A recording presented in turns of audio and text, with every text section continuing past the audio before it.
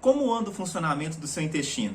Seu intestino é daquele tipo reloginho, funciona todo dia na mesma hora, ou você chega a ficar dias e dias sem conseguir ir ao banheiro? Quando você vai, você tem facilidade de ir, ou fica sofrendo horas e horas sentado no sanitário, fazendo força sem conseguir ir ao banheiro? Um dos maiores desconfortos que podemos ter é a dificuldade da evacuação. Ficamos inchados, a barriga fica dura, dolorida, ficamos incomodados, ficamos sem posição. Isso me irrita! Isso me deixa nervoso. Então, se você quer melhorar a saúde do intestino para que você não fique sofrendo na hora de ir ao banheiro, então se liga nessas dicas que a aromaterapia tem para te dar.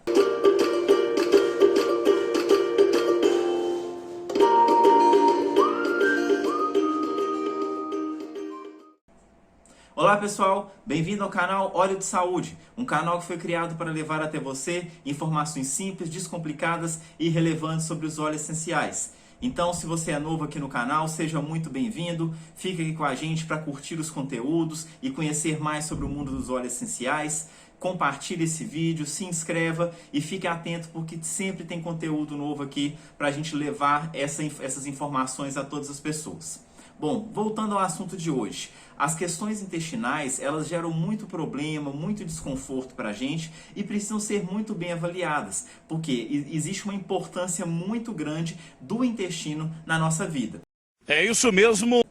Com relação à questão de evacuação, de prisão de ventre, a quantidade de vezes que uma pessoa normal vai ao banheiro é muito variada, isso é muito relativo. Então a gente pode considerar como prisão de ventre quando a pessoa tem de fazer muito esforço para poder evacuar, só que sem sucesso, esse esforço não é efetivo, ou então quando ocorre menos de 2 evacuações por semana. Então a gente já pode dizer que essa pessoa tem uma questão de prisão de ventre. Só que antes da gente falar como a aromaterapia pode ajudar, a gente tem que pensar numa série de questões primeiramente que acabam influenciando o nosso intestino. Primeiro, mudanças de rotina. Toda vez que a gente viaja, a gente vai para algum lugar, tudo que tira a gente da nossa rotina, isso pode alterar a nossa motilidade intestinal. Mas assim que a gente volta para a nossa rotina, essa motilidade é restabelecida, então acaba que é um evento mais isolado. Agora, a gente deve nos atentar mais a fatores da nossa alimentação, ao nosso emocional e a doenças que podem aparecer. O nosso intestino ele é uma máquina muito delicada e a nossa alimentação ela é o principal fator responsável pela saúde e o bom funcionamento do nosso intestino. Quando a gente fica comendo muito produto industrializado, fica ingerindo pouca água, poucas fibras, poucas frutas, muita proteína animal, excesso de derivado de leite, é muito queijo, é muito leite, muito chocolate, excesso de açúcar, tudo isso vai provocar um processo inflamatório no nosso intestino. Comecei a passar mal. E esse processo inflamatório, ele vai levar à disbiose intestinal. Bruno, que nome complicado que é esse? Nada mais é do que uma alteração na nossa flora bacteriana. A quantidade de bactérias que existe no nosso intestino, ela é fundamental. Sem elas, o nosso intestino não funcionaria. Só que quando a gente tem uma inflamação, ocorre um desequilíbrio nessas bactérias boas que acabam sendo substituídas por bactérias ruins.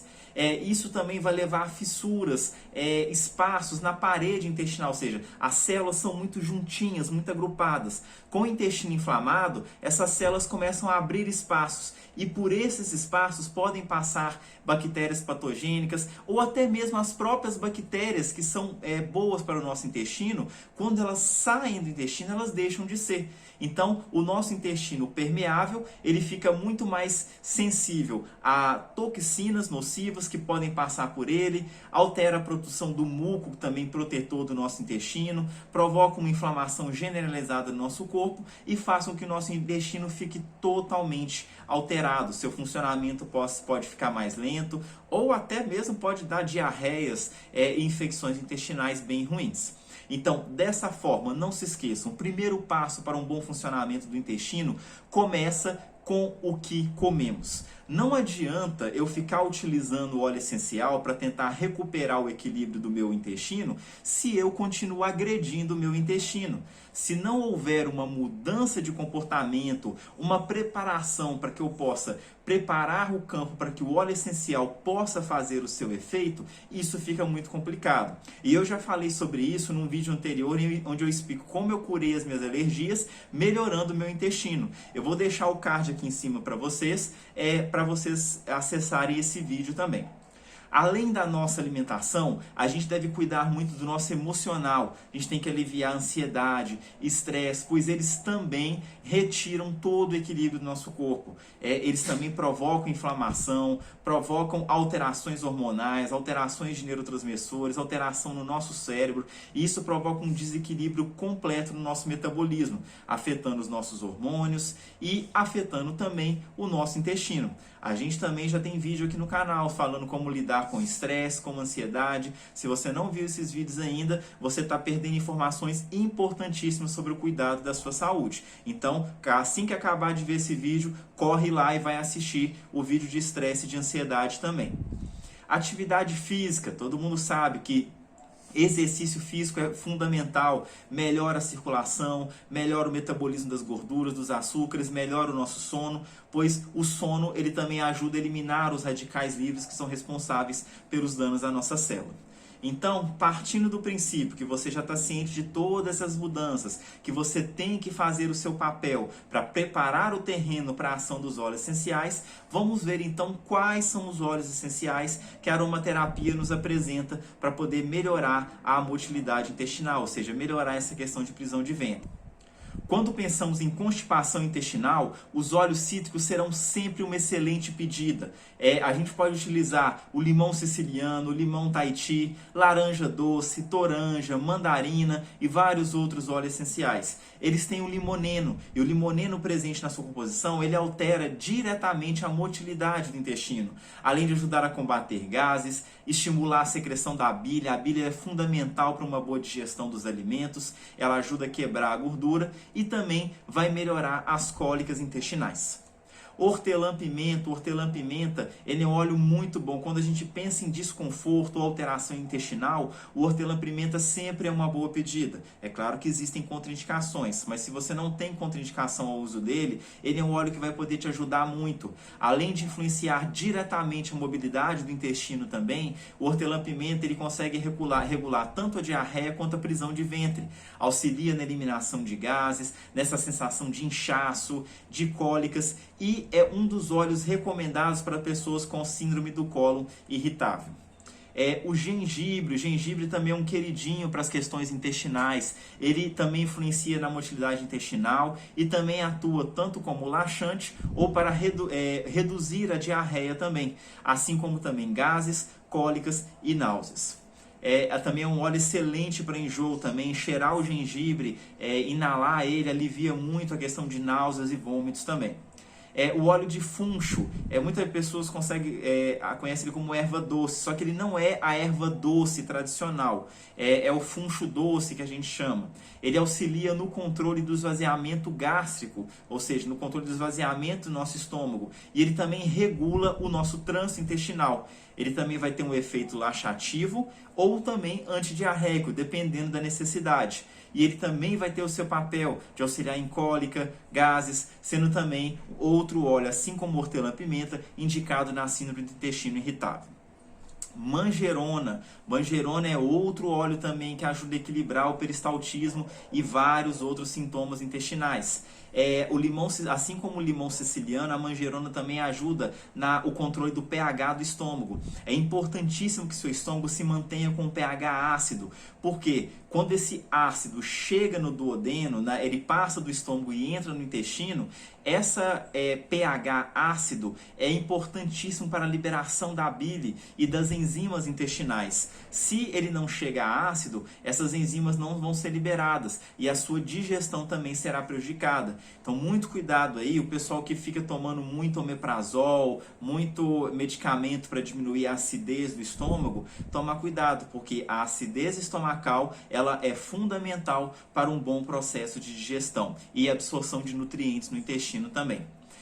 Além de uma boa motilidade, o intestino ele precisa estar desinflamado, ele precisa estar com a sua parede íntegra. Lembra que eu falei, não pode ter o espaço entre as células para que não seja passadas substâncias tóxicas. E a gente vai ter que utilizar óleos cicatrizantes com uma boa ação cicatrizante e reparadora da parede intestinal. O que a gente pode lançar a mão? A gente pode utilizar uma copaíba, a gente pode utilizar o olíbano, o tomilho, o próprio hortelã-pimenta, o gengibre e o óleo de cúrcuma. Eles têm boas capacidades anti-inflamatórias e cicatrizantes que podem ser muito benéficas ao nosso intestino.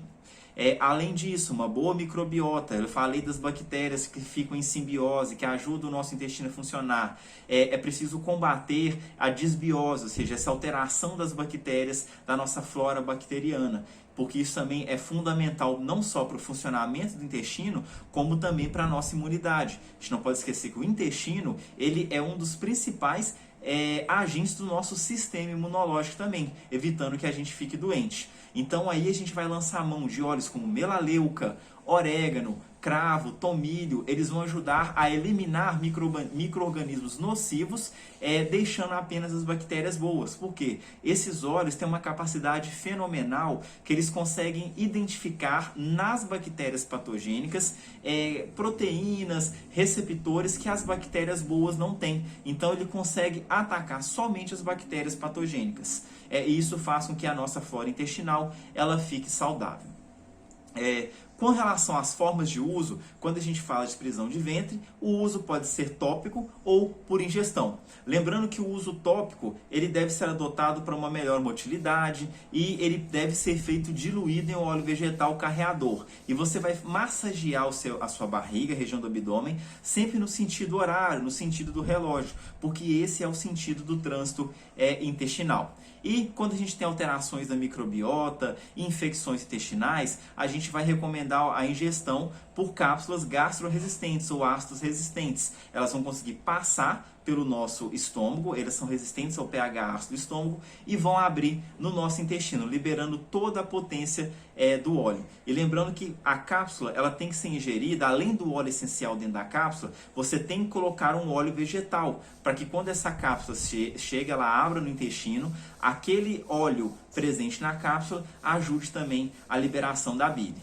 Mas lembrando que em casos de crianças, a gente tem uma dinâmica completamente diferente. Por quê? Nem todos os óleos que a gente citou acima podem ser utilizados em crianças. Então, quando a gente está falando em crianças abaixo de 3 meses, não recomenda essa utilização dos óleos essenciais. A gente recomenda massagens e exercícios específicos com óleos vegetais, apenas o óleo carreador, para liberar o intestino e reduzir as cólicas dessa criança. Então, você vai massagear o intestino, a barriga, da mesma forma no adulto, sempre no sentido horário, por cerca de 3 a 5 minutos. Agora, para aquelas crianças maiores que já podem utilizar óleos essenciais, a gente vai utilizar principalmente os óleos cítricos, como a manjerona, a gente vai utilizar também a toranja, a mandarina, o limão siciliano, o limão Tahiti, laranja doce, sempre na diluição adequada para cada idade e lembrando que também a gente pode utilizar a manjerona ou a camomila romana, também podem ser uma boa pedida